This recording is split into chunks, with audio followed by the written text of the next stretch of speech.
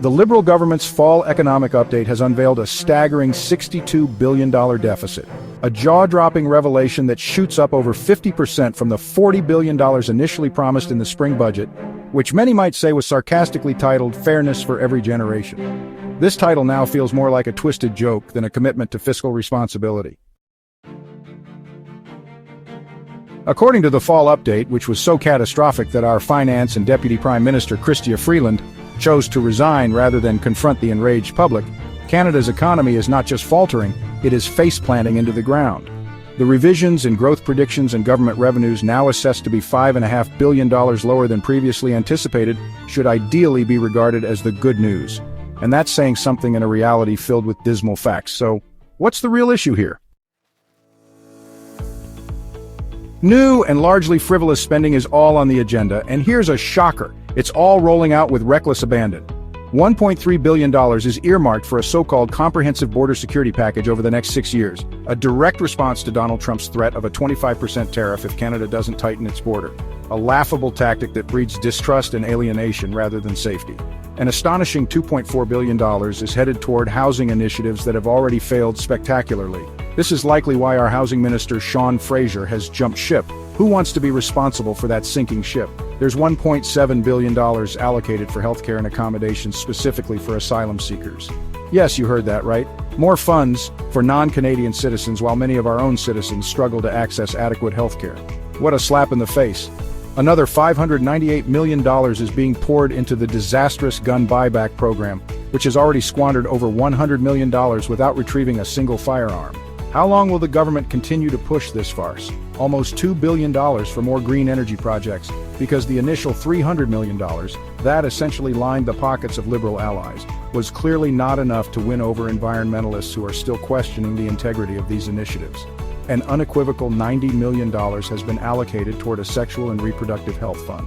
Why can't we figure out our own biology? It seems that throwing money at a problem is the go-to solution for this government. But here's the kicker. The bulk of the deficit increase can be traced back to funds set aside for future Indigenous claims. They are effectively earmarking a whopping $16.4 billion over several years to right the wrongs of our history. While accountability is overdue, this still feels like a band-aid on a deep wound that requires genuine dialogue and actionable policies. To add insult to injury, nearly $5 billion has been designated for clearing COVID-19 related expenses, including writing off loans and costs for expired vaccines. I guess it's better off in the garbage than in your arm. Now let's break this down. We're facing an additional $22 billion deficit within a spiraling federal budget that will likely exceed $500 billion, a staggering leap from $292 billion back in 2014. But why focus on trivia when the primary issue is at hand?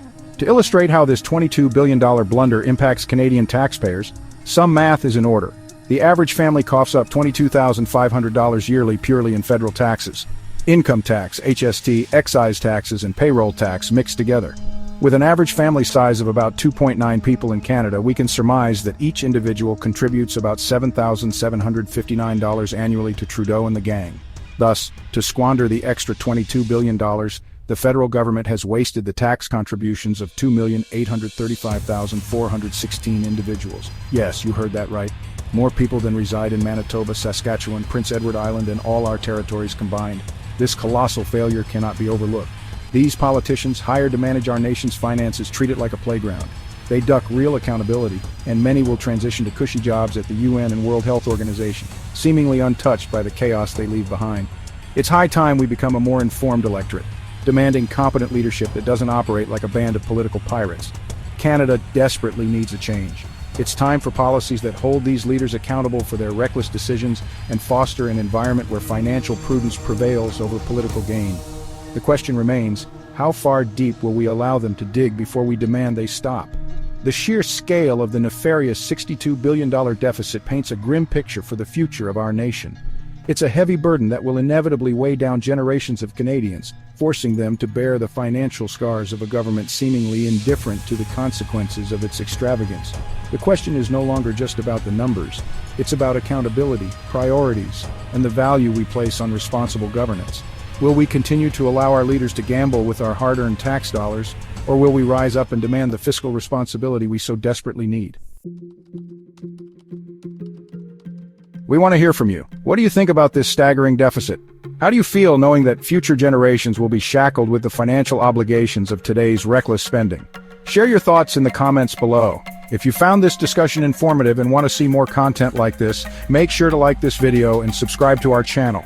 It's time to hold our leaders accountable together.